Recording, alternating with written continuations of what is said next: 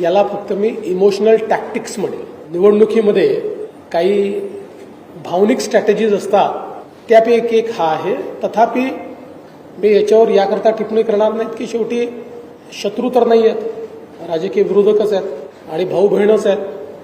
त्यामुळे का गेले का नाही गेले हे आपल्याला नंतर समजेल.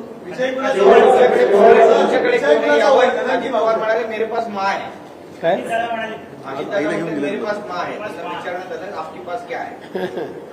मला असं वाटतं फार चांगलं उत्तर त्यांनी दिलं आहे. कारण शेवटी आई असणं आणि आई पाठीशी असणं यापेक्षा मोठा आशीर्वाद काय असू शकतो. ज्या प्रकारे असं चित्र तयार करण्यात आलं की अजितदादा एकटे पडले आहेत, परिवाराने त्यांना वाळीत टाकलाय, सगळ्यांनी मिळून त्यांना एकटं पाडलंय, त्या पार्श्वभूमीवर माँ का आशीर्वाद इससे बड़ा क्या है.